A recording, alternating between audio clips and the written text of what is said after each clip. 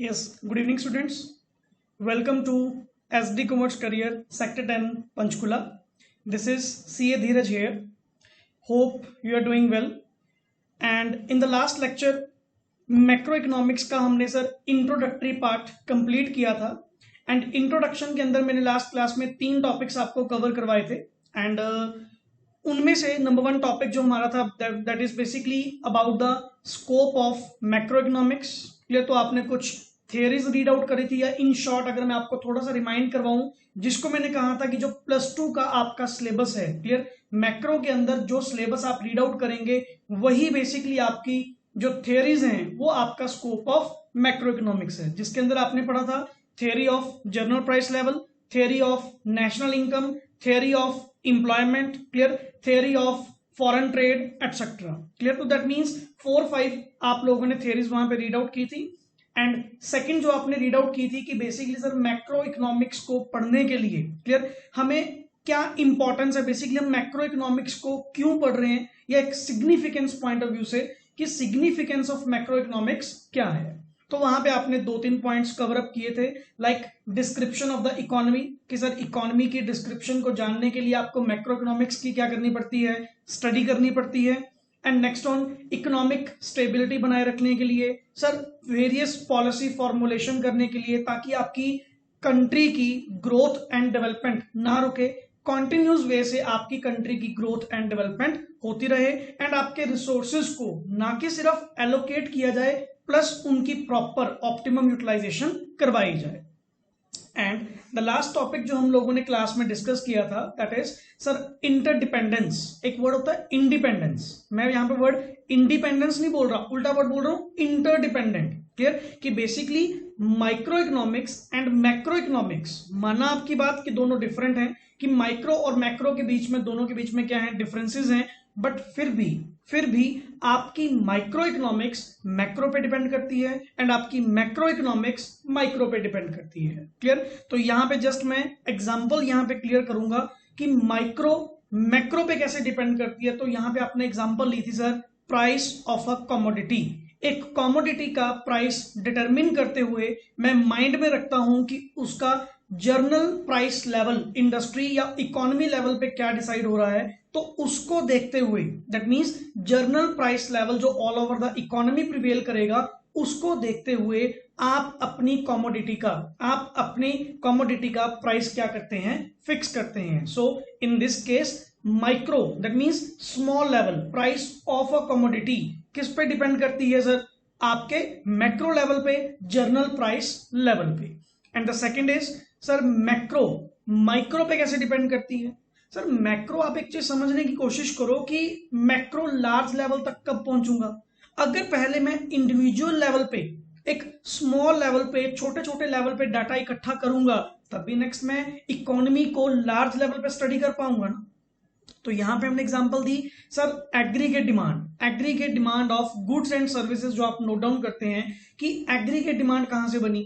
अगर आपने डिमांड को इंडिविजुअल लेवल पे, ईच कस्टमर लेवल पे, एक एक कस्टमर की डिमांड को काउंट किया होगा, तब जाके आपकी एग्रीगेट डिमांड कंसिडर होगी. क्लियर? ये तो नहीं है कि सीधा ही आपने sir aggregate demand find out कर ली.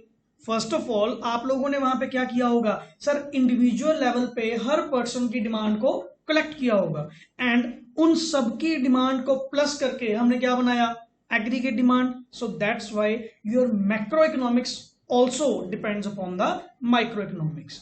इधर हम मानते हैं कि बिल्कुल सही बात है कि सर दोनों के बीच में डिफरेंसेस हैं, बट फिर भी ये एक दूसरे के ऊपर क्या करती हैं, डिपेंड करती हैं.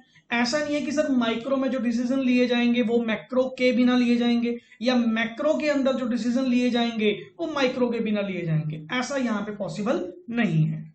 एंड आपको लास्ट लेक्चर के अंदर मैंने पहले ही बताया था कि सर आज बहुत ही मजेदार टॉपिक एक स्टार्ट करेंगे यहां पे. First of all let me open my notes. Last class के अंदर हमारी डिस्कशन भी हुई थी इस चीज के रिगार्डिंग कि सर, हाँ जी, ये रहे हमारे notes. And sir last to last अगर हम बात करें, लास्ट टू लास्ट हम लोगों ने स्कोप ये कर लिया था, बिल्कुल सही बात आपकी. नेक्स्ट इज सिग्निफिकेंस के बारे में हम पढ़ चुके थे, एंड इंटरडिपेंडेंसी ये भी हमारी हो चुकी थी। एंड नेक्स्ट अब यहां से मैं क्या करवा रहा हूं, कंटिन्यू करवा रहा हूं आप लोगों को एक नया topic. Yes please write down. आज के लेक्चर के अंदर मैं आपको नोटिंग भी करवाऊंगा एंड प्लीज प्लीज प्लीज आप लोग इस नोटिंग को प्रॉपर वे से नोट डाउन कीजिए। क्लियर? ऐसा नहीं है कि जस्ट आप लेक्चर सुन रहे हैं, दैट्स ऑल। क्लियर? आप ये जो नोटिंग मैं आप लोगों को प्रोवाइड कर रहा हूं, आप इसको प्रॉपर कॉपी पे नोट डाउन करते रहें। क्लियर? इन एनी केस कल को इसमें कुछ एडिशन करवानी होगी तो मैं वो आपको अलग से करवा दूंगा, बट ये अपनी ओर से एक फाइनल नोट्स हैं। क्लियर? तो काइंड ऑफ जब भी आप ये लेक्चर अटेंड कर रहे हैं तो प्लीज आप इस डाटा को प्रॉपर वे से क्या करें, रिकॉर्ड करें। Clear? So let's start our new topic, that is topic is circular flow of income.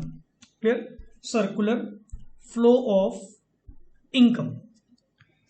Yes please, circular flow of income. Sir बहुत ही इंटरेस्टिंग टॉपिक, प्लस हल्का सा आज आपको मैं डायग्रामेटिक वर्क भी इसके अंदर करवाऊंगा। क्लियर? बिकॉज सर हम लोग अब पढ़ने जा रहे हैं कि ये जो इनकम का फ्लो है, क्लियर, नॉट ओनली इनकम का flow sir, kind of goods and services का भी जो फ्लो है, ये कहते हैं कि एक सर्कल फॉर्म में है। दैट मीन्स ये एक सर्कुलर प्रोसेस है, दैट मीन्स कॉन्टिन्यूस प्रोसेस है जो लगातार क्या रहता है, चलता रहता है। Clear? So first of all sir what do you mean by circular flow of income? आइए इसको डेफिनेशन के थ्रू हम लोग प्रॉपरली क्या करेंगे, एक्सप्लेन करेंगे। एंड पहले ही बता चुका, आज के लेक्चर के अंदर पहले आपको नोटिंग भी साथ साथ मिलती रहेगी एंड एक्सप्लेनेशन भी साथ साथ मिलती रहेगी। Is that clear? So first of all यहां पे इसकी लिखें आप definition. it is the flow of money, income or flow of goods and services across different sectors of the economy in a circular form। तो basically यहां पे मैंने आपके पास दो तरह के फ्लोज की बात करी। सर ये तो आपकी बात बिल्कुल सही है कि आपने कहा सर्कुलर है, तो नेचुरली लास्ट वर्ड तो हमें समझ में आ गया कि तभी आप इसको एक सर्कल की तरह कहेंगे ना। क्लियर? अब यहां पे हमारे पास समझने वाले हैं सर दो तरह के words. Clear? Number one is, एक तो सर जो आपने बात करी ये फ्लोज के बारे में, money flow, goods and services, ये क्या होते हैं। क्लियर? एंड दूसरी आपने बात करी यहाँ पे different sectors of the economy के बारे में, कि कौन कौन से सेक्टर्स हैं इकोनॉमी में। दैट मींस इकोनॉमी को कौन कौन से डिफरेंट सेक्टर्स के अंदर डिवाइड किया गया। सर एक तो ये क्वेश्चन हमें समझा दो, प्लस हमें ये जो फ्लोज हैं इनके बारे में भी क्या करवाओ, थोड़ा इंट्रोड्यूस करवाओ। तो प्लीज काइंडली वेट। मैं यहां पे फर्स्ट ऑफ ऑल आपको ये क्लियर करवाऊं कि why it is in circular form, और इस सर्कुलर फॉर्म में चलता क्या है। ठीक है सर, हमने कहा कि हमने इकोनॉमी को, पूरी इकोनॉमी को वेरियस सेक्टर्स के अंदर क्या कर दिया, डिवाइड कर दिया। लेट इट बी, मैं आपको नेम बता रहा हूं, house hold sector, producer sector, government sector and rest of the world sector. हमने पूरी इकोनॉमी को इन 4 सेक्टर्स में क्या कर दिया, डिवाइड कर दिया। क्लियर? अब सर ये सेक्टर्स जो हैं ये बेसिकली एक दूसरे के ऊपर क्या करते हैं, डिपेंड करते हैं। क्लियर? हम सर्कल वर्ड क्यों बोल रहे हैं सर? सर्कल मींस मेरा खर्च किया हुआ पैसा। क्लियर? मेरा खर्च किया हुआ पैसा, आपकी इनकम, एंड नेचुरली सर अब आपकी तो भी कुछ डिमांड्स होंगी, आपकी तो भी नीड्स हैं जिनको आप पूरा करने के लिए उस इनकम को, उस कमाई हुई इनकम को नेक्स्ट आगे क्या करोगे, एक्सपेंड करोगे, खर्च करोगे। क्लियर? तो नॉर्मल सी बात सर, मेरा दिया हुआ पैसा आपकी इनकम, आपका खर्च किया हुआ पैसा किसी की इनकम। तो मतलब सर ये जो हमारी डिमांड्स हैं ये कैसे पूरी होती हैं सर? जो इनकम हम लोग अर्न करते हैं वही इनकम सर्कुलर फॉर्म में क्या होती रहती है, फ्लो करती रहती है across different sectors of the economy. That means various sectors के अंदर वो पैसा क्या करता रहता है, फ्लो करता रहता है। एक का दिया हुआ पैसा दूसरे की इनकम, दूसरे का दिया हुआ पैसा तीसरे की इनकम। सर ऐसे ये लंबी चेन हमारी कंटिन्यूटी में चलती रहती है। अब जैसे लेट इट बी, मैं आप लोगों को कई बार एग्जांपल दे चुका कि आप लोगों से जो हम लोग फीस कलेक्ट करेंगे, मैंने कौन सा उसको रखना है, क्लियर, मैंने उसको एज इट इज थोड़ी रखना है। क्यों? मेरी तो भी नेक्स्ट आगे क्या होंगी सर, डिमांड्स, मेरी तो भी नेक्स्ट आगे क्या है, नीड्स। तो उनको पूरा करने के लिए आपके द्वारा दी गई फीस, क्लियर, आपके द्वारा दी गई इनकम, क्लियर, को नेक्स्ट आगे मैं खर्च करके अपनी डिमांड्स को क्या करूंगा, पूरा करूंगा। ऐसे ही सर ये जो सर्कुलर फ्लो ऑफ इनकम है ये कॉन्टिन्यूटी वे से चलता रहता है। हाँ, दो तरह के फ्लोज यहां पे कहे, number one is money flow and number two is क्या है, flow of goods and services. Clear? अब यहां पे दो क्वेश्चंस मैं आपको प्रॉपर वे से रिप्लाई करूंगा, but first of all sir इस डेफिनेशन को हल्का सा कंप्लीट करें। नेक्स्ट आगे लिखो, फुल स्टॉप, नेक्स्ट आगे लिखो, दस expenditure of one sector becomes the income of other sector. क्योंकि सर ये कॉन्टिन्यूस वे से तभी चलेगा ना जब वो पैसा या जब वो goods and services continuous way से नेक्स्ट टू नेक्स्ट सेक्टर्स तक चलती जाएंगी। Clear? Full stop. In simple words we can say that, आप यहां पे लिख सकते हो, this process is of unending nature and forms the circular flow of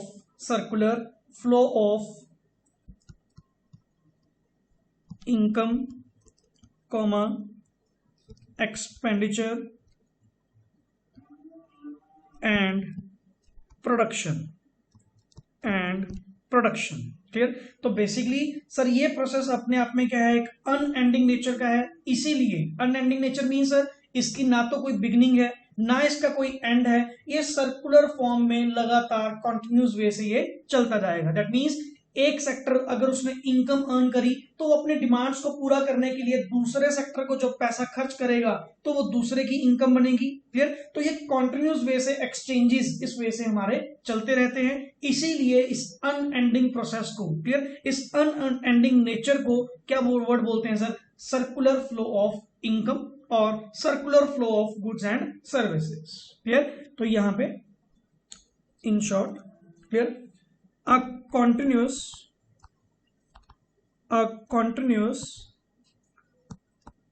flow of production, income and expenditure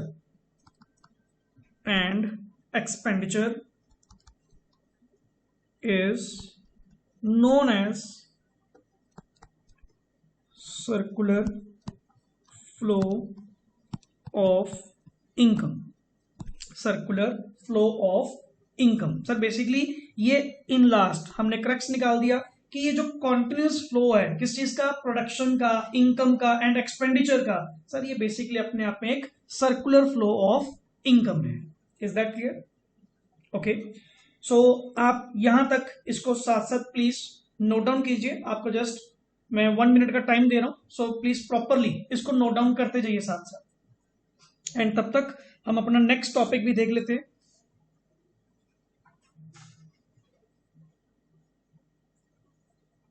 next topic के अंदर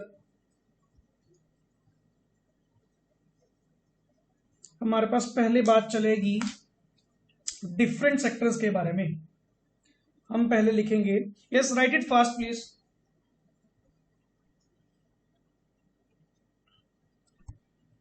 होप सो साथ साथ आपने लिख लिया होगा. सो मैं नेक्स्ट टॉपिक की ओर बढ़ रहा हूं.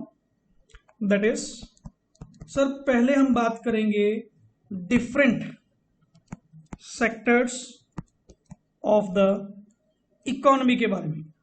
कि सर पहले आप ये क्लियर करें कि इकोनॉमी को कौन कौन से डिफरेंट सेक्टर्स के अंदर डिवाइड किया गया. सो राइट डाउन, क्योंकि आपको नेक्स्ट आगे डायग्रामेटिक वर्क तभी प्रॉपरली क्लियर होगा. फर्स्ट ऑफ ऑल हम ये जाने कि इकोनॉमी को कितने डिफरेंट सेक्टर्स के अंदर डिवाइड किया गया एंड उन सेक्टर्स की इंपॉर्टेंस क्या है, that kind. Number one is house hold sector. Yes, इसको एक्सप्लेन कीजिए. It consist of various factors of production like, yes, like यहां पे लिखें, like land, labor, capital and entrepreneur. Clear? Like land, labor, capital and entrepreneur. So basically factors of production हमारे है भी यही है, land, labour, capital and entrepreneur. Full stop. It provides services to other sectors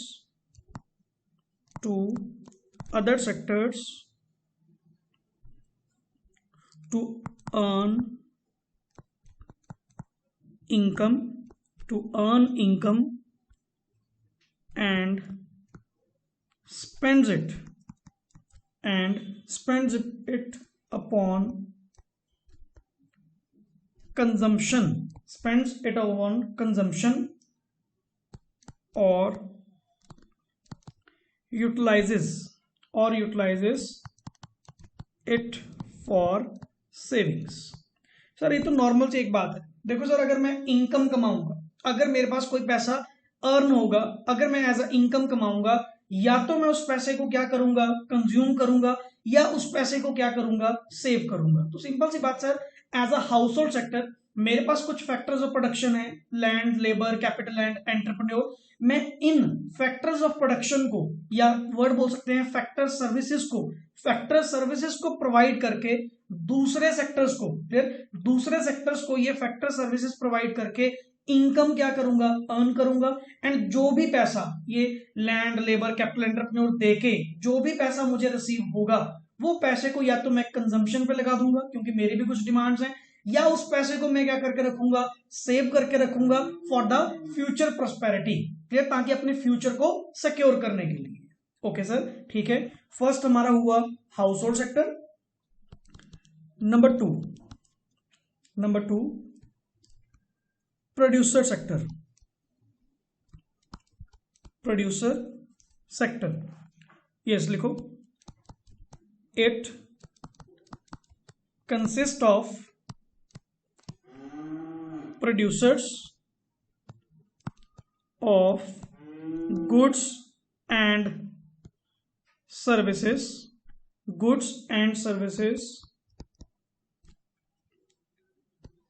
in the form of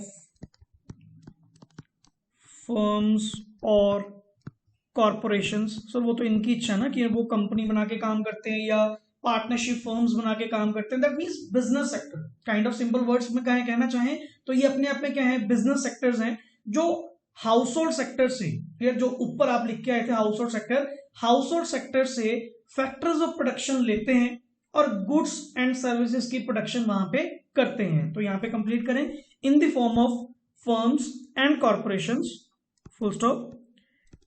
it hires factors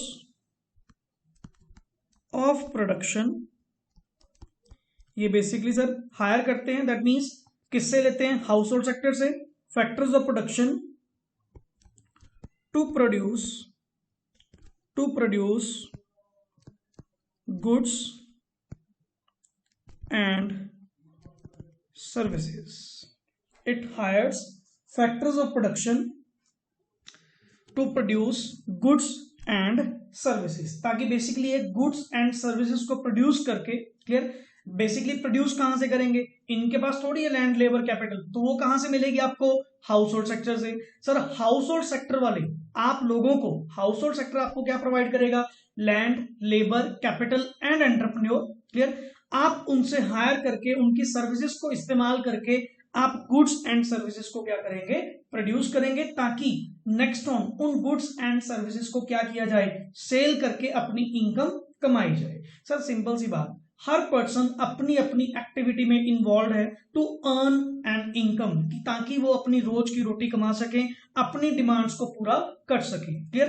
और इन demands को पूरा करने के चक्कर में जो एक सर्कुलर फ्लो ऑफ इनकम चल रहा है, सर हम उसकी बात कर रहे हैं, clear. And number third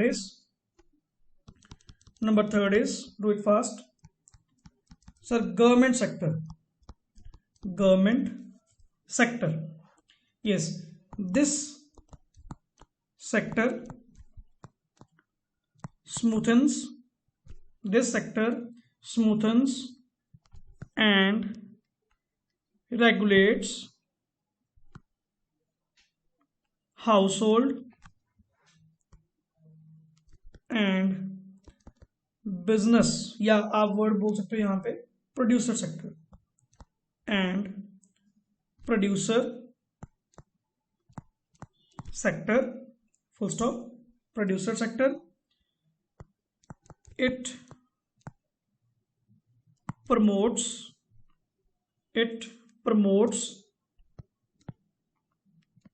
public welfare by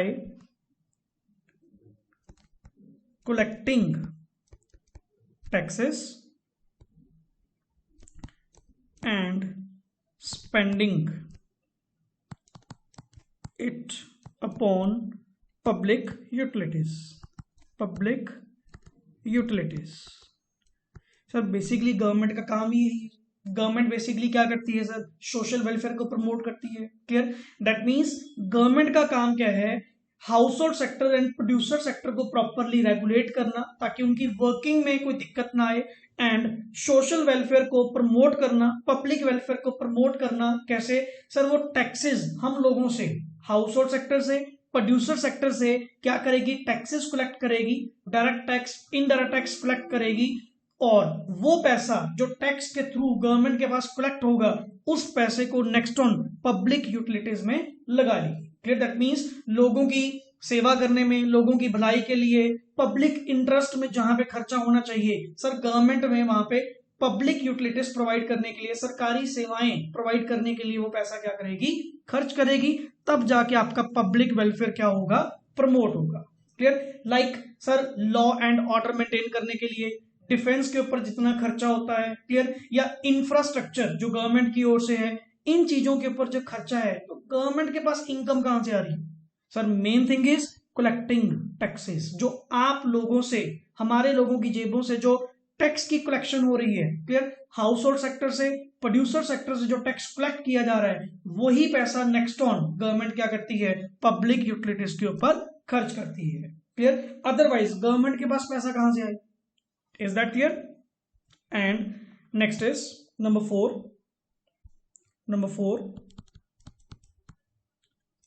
rest of the world sector। और बाकी sir rest of the world के अंदर क्या आया, दिस सेक्टर, यस, इसको एक्सप्लेन कीजिए। This sector is engaged in imports and export of goods and services। तो basically sir हमने पहले तो इकोनॉमी को मेन 3 सेक्टर्स में डिवाइड किया। Number 1 is house hold, number 2 is producer sector and number 3 is government sector, जो इन दोनों को क्या करेगी, रेगुलेट करेगी। एंड बाकी सारा हमने किसमें डिवाइड कर दिया, रेस्ट ऑफ द वर्ल्ड, जो that means outside the country. Outside the country क्या है sir, rest of the world जो प्योरली एंगेज्ड है किस काम में, import and export of goods and services. अगर हम बात करें सर इंडिया के अंदर जो rest of the world sector है, दैट मीन्स जो इंडिया के लिए rest of the world sector है, उनके साथ हमारा क्या लेन देन होगा, इंडिया का दूसरी कंट्रीज के साथ क्या लेन देन होगा, प्योरली इंपोर्ट एंड एक्सपोर्ट ही होगा, कि गुड्स एंड सर्विसेज का इंपोर्ट एंड एक्सपोर्ट उन कंट्रीज के साथ क्या चलता रहता है, हमारा ट्रांजैक्शन बेसिस। क्लियर। तो यहां पे हमने फर्स्ट ऑफ ऑल 4 सेक्टर्स के अंदर क्या किया, डिवाइड किया। Number 1 is house hold sector, number 2 is producer sector, number 3 government sector and number 4 is rest of the world. And एक नॉर्मली छोटा सा पॉइंट यहां पे एक एक्स्ट्रा कवर किया गया, दैट इज 5th आप लिख सकते हैं कैपिटल मार्केट। कैपिटल मार्केट, क्योंकि सर इकोनॉमी को रेगुलेट करने में, इकोनॉमी को प्रॉपर वे से चलाने के लिए कैपिटल मार्केट भी अपने आप में एक बहुत ही अहम रोल क्या करती है, प्ले करती है। तो इन सिंपल वर्ड्स दिस मार्केट या सेक्टर वर्ड बोल सकते हो, is engaged in promoting saving and investment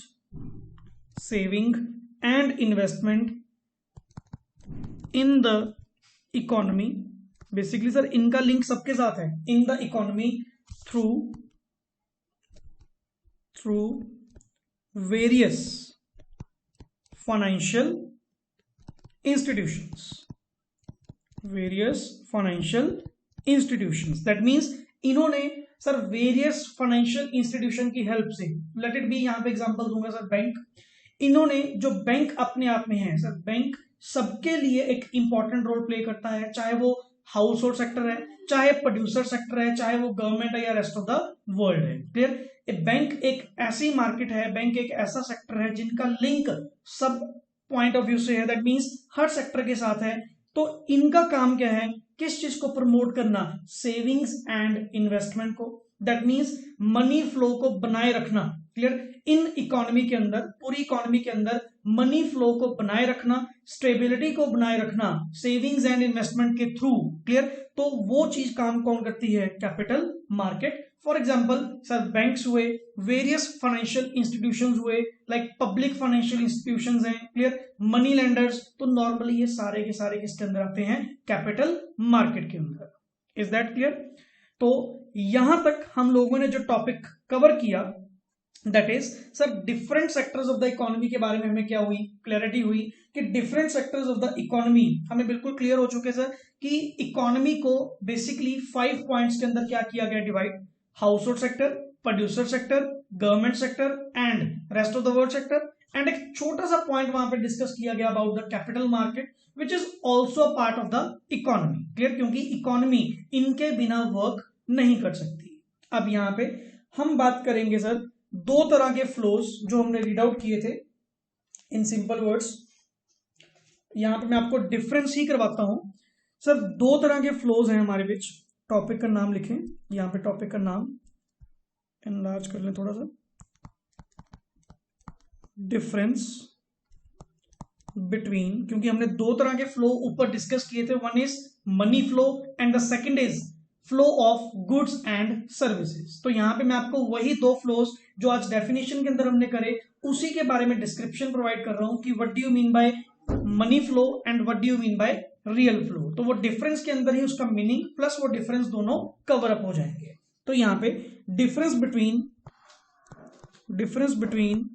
money flow and real flow, difference between money flow and real flow। yes, first of all so this is real flow and this is money flow।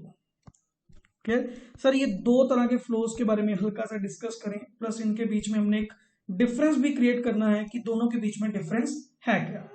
अब एक बार बताओ, normally जो word से predict हो रहा है, जो word से एक प्रिडिक्शन मिल रही है कि मनी फ्लो का मतलब क्या होगा सर, दैट मीन्स जहां पे different sectors of the economy के अंदर मॉनिटरी पेमेंट्स का, मनी का एक्चुअल फ्लो हो रहा है, पैसे का एक्चुअल फ्लो हो रहा है, that is called as money flow. That means sir हमने अभी तो सेक्टर्स के बारे में बात करी, हाउस होल्ड सेक्टर है, प्रोड्यूसर सेक्टर है, गवर्नमेंट सेक्टर है, रेस्ट ऑफ द वर्ल्ड है, जितने भी सेक्टर्स ऑफ द इकोनॉमी है, अगर वहां पे एक्चुअली मनी फ्लो कर रही है, पैसा फ्लो कर रहा है, तो that is called as money flow. And जहां पे गुड्स एंड सर्विसेज फ्लो कर रही हैं, that is called as real flow. तो यहां पे सर डेफिनेशन के अंदर हम क्या कवर करेंगे, it refers to the flow of goods and services across different sectors of the economy। Sir ये अच्छा खासा हम पढ़ चुके, बट यहां पे जो अंडरलाइन करने वाली बात है, that is goods and services. That means जहां पे गुड्स एंड सर्विसेज का फ्लो होता है, तो वहां पे वर्ड हम क्या यूज करते हैं, that is real flow. Real flow जहां पे goods and services different sector of the economy के अंदर क्या कर रहे हैं, सर्कुलेट कर रहे हैं, that is called as real flow. And यहां पे क्या लिखेंगे sir, it refers to the flow of money, clear, across different sectors of the economy. Sir number 1 point तो क्लियर हुआ कि यहां पे सर मनी फ्लो करती है, एंड वहां पे गुड्स एंड सर्विसेज क्या करती हैं, फ्लो करती हैं। सो एक बेसिक डिफरेंस तो सर हमारा क्लियर हुआ, number 1। Number two it is है, तो वैसे वही लैंग्वेज रिपीट कर रखी है, it is flow of physical output. That means जो फिजिकल आउटपुट है सर, उस फिजिकल आउटपुट का flow, physical output among the various sectors, and second is it is flow of monetary payments, clear. And यहां पे हम word क्या बोलेंगे sir, ये काइंड ऑफ क्या है, एक मॉनिटरी पेमेंट्स का फ्लो होना, that is called as money flow. And जहां पे फिजिकल आउटपुट जो है, फिजिकल गुड्स एंड सर्विसेज जो है, वो क्या कर रही हैं, मूव कर रही हैं in the different sectors of the economy, that is called as real flow. And the last is it is also known as physical flow। इसका सेकंड नेम क्या है, फिजिकल फ्लो। एंड इधर क्या लिखेंगे, it is also known as nominal flow, because यहां पे sir goods and services move नहीं कर रही, यहां पे क्या मूव कर रही हैं, प्योरली आपकी monetary payments, monetary transactions, clear. एक एग्जांपल के तौर पे, ताकि आप अपना कॉन्सेप्ट यहां तक क्लियर कर सकें, एक एग्जांपल के तौर पे मैं आपको यहां पे समझाना चाहूंगा कि monetary flow and real flow कौन कौन से हैं। Let me change my colour first of all. आप कह रहे हो सर सारा ग्रीन ग्रीन सा हो गया, yes please sir, let it be, this is household sector, and ध्यान से इसको फॉलो कीजिएगा please, household sector, and this is producer sector. मैं एग्जांपल ले रहा हूं और ये आपके साथ डिस्कस कर रहा हूं kind of 2 sector model, clear. मैं यहां पे बात क्या कर रहा हूं, 2 सेक्टर मॉडल, जहां पे मैंने 2 सेक्टर्स को लिया, household sector and producer sector. अब इनके बीच में क्या रिलेशंस हैं, इनके बीच में क्या ट्रांजैक्शंस चलती हैं, क्या वो रियल फ्लो हैं, क्या वो मनी फ्लो हैं, तो उस चीज के बारे में हम क्या करने वाले हैं, discussion. Okay sir. House hold sector, first of all household sector जो है, यस, तो हम बात कर रहे थे कि एक मैंने लिया household sector and second is producer sector. तो first of all household sector जो है, क्लियर, हाउस होल्ड सेक्टर जो है वो प्रोड्यूसर सेक्टर को क्या प्रोवाइड करेगा सर, फैक्टर सर्विसेज। क्या प्रोवाइड करेगा, फैक्टर सर्विसेज, जिसके बारे में आपने सर इंट्रोड्यूस करवाया था, factors of production, land, labour, capital and entrepreneur. Clear. तो basically household sector producer sector को क्या प्रोवाइड करेगा, factor services, and producer sector in factor services के बदले में आपको क्या प्रोवाइड करेगा, फैक्टर पेमेंट्स। क्या प्रोवाइड करेगा, factor payments. Sir what are the factor payments, basically payment to the factors of production को पेमेंट करना, that is called as factor payments. Like आप लोगों ने लैंड प्रोवाइड करी तो लैंड के बदले में क्या प्रोवाइड करूंगा मैं आपको, रेंट। क्लियर। आपने मुझे लेबर प्रोवाइड करी तो लेबर को क्या पे आउट होंगे, वेजेस। क्लियर। कैपिटल प्रोवाइड करी, कैपिटल को इंटरेस्ट एंड एंटरप्रेन्योर को प्रॉफिट। तो सिंपल सी बात, एक चीज यहां पे क्लियर करो सर, मैंने हाउस होल्ड सेक्टर ने प्रोड्यूसर सेक्टर को क्या दिया, फैक्टर सर्विसेज, पेमेंट नहीं करी, मॉनेटरी ट्रांजैक्शन नहीं करी, गुड्स एंड सर्विसेज प्रोवाइड करी। तो बेसिकली सर ये अपने आप में कौन सा फ्लो हुआ, रियल फ्लो। कौन सा फ्लो हुआ, रियल फ्लो, जहां पे आपने दूसरे सेक्टर को मॉनेटरी फ्लो नहीं दिया, मनी पेमेंट नहीं करी, क्या किया, basically goods and services provide करी, तो that is real flow. But sir इसके रेसिप्रोकल आपको क्या मिला sir, monetary payments, that is factor payments. तो ये अपने आप में क्या हुआ, मॉनेटरी फ्लो, या काइंड ऑफ वर्ड बोल सकते हैं आप, मनी फ्लो। अब नेक्स्ट वन, अब सर प्रोड्यूसर सेक्टर के पास क्या आ चुकी, गुड्स, क्योंकि मैंने land, labour, capital and entrepreneur आपको प्रोवाइड किया, तो आपने गुड्स एंड सर्विसेज को क्या कर लिया, प्रोड्यूस। बिल्कुल सही बात। प्रोड्यूसर सेक्टर के पास क्या पड़ी है, goods, and house hold sector के पास क्या आ चुका, पैसा। अब मैं अपनी डिमांड्स पूरी करने के लिए उन गुड्स एंड सर्विसेज को क्या करूंगा, परचेस। क्लियर।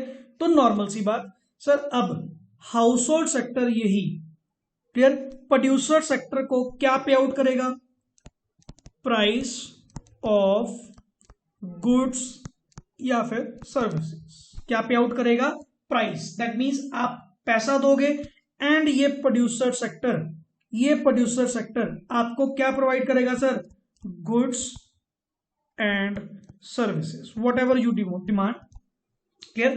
तो बेसिकली अब यहां पे फिर एग्जांपल के तौर पे हाउस होल्ड सेक्टर ने, आपने प्रोड्यूसर सेक्टर को क्या दिया, price, and price is basically monetary transaction.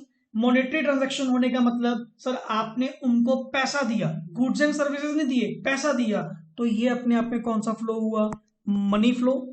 Clear. And producer sector ने आपको क्या प्रोवाइड किया, गुड्स एंड सर्विसेज, तो ये अपने आप में कौन सा फ्लो हुआ, रियल फ्लो। तो एक्चुअली सर इस पूरे सर्कुलर फ्लो ऑफ इनकम के अंदर दो तरह के फ्लोज आप रीड आउट करोगे, जो इन शॉर्ट मैंने आपको यहां पे लिखवाए। One is real flow and second is money flow. Real flow के अंदर आप गुड्स एंड सर्विसेज का फ्लो करते हैं across different sectors of the economy, चाहे वो हाउस होल्ड सेक्टर है, प्रोड्यूसर सेक्टर है, गवर्नमेंट सेक्टर है, या रेस्ट ऑफ द वर्ल्ड है। क्लियर। तो अभी तो मैंने एग्जांपल आपको प्रोवाइड की थी 2 सेक्टर मॉडल की, जहां पे 2 सेक्टर थे। क्लियर। बट इसको जितना एक्सपैंड करना चाहो 3 सेक्टर मॉडल भी बन सकता है, 4 सेक्टर मॉडल भी बन सकता है। क्लियर। तो नेक्स्ट लेक्चर के अंदर, आज नहीं तो मैं अपनी बात पे पक्का रहूंगा, बिकॉज नॉर्मली क्लास इतनी ही प्रोवाइड करूंगा। नेक्स्ट लेक्चर के अंदर मैं आप लोगों को 4 सेक्टर मॉडल, जिसमें household sector, producer sector, government sector and rest of the world sector, clear, with capital market, इन सब का आपस में क्या रिलेशन है, कौन किसके साथ क्या क्या ट्रांजेक्शन्स करता है, किसके लिए कौन सा रियल फ्लो है, किसके लिए कौन सा मनी फ्लो है, तो आपको नेक्स्ट लेक्चर के अंदर क्या करूंगा, वो प्रोवाइड करूंगा। एंड तब तक के लिए आज हम लोगों ने जो टॉपिक कवर किए, clear, that is sir number 1 is, एक तो सर्कुलर फ्लो ऑफ इनकम के बारे में पढ़ा कि what do you mean by circular flow of income. Clear, कि sir different sector of the economy के अंदर ये जो मनी फ्लोज हैं, ये जो आपके रियल फ्लोज हैं, जो कॉन्टिन्यूस नेचर से चलते जा रहे हैं, एक अनएंडिंग प्रोसेस की तरह चलते जा रहे हैं, that is called as circular flow of income. And different sectors of the economy के बारे में रीड आउट किया कि इकोनॉमी को कौन कौन से डिफरेंट सेक्टर्स के अंदर डिवाइड किया गया. Number 1 is house hold sector, number 2 is producer sector, number 3 government sector and the last one is rest of the world. And छोटी सी एक मार्केट भी इंट्रोड्यूस की गई जो अपने आप में बहुत इंपॉर्टेंट रोल प्ले करेगी in different sectors of the economy में, that is capital market. For example banks, financial institutions, जिनका काम ही सिर्फ क्या है, सेविंग्स एंड इन्वेस्टमेंट को प्रमोट करना. Is that clear? And the last one is most important, ताकि आप लोगों को नेक्स्ट कॉन्सेप्ट बड़े आराम से समझ में आए, that is real flow and money flow. So real flow is that flow where the flow of goods and services takes place across the different sectors of the economy. Clear? It is also known as physical flow.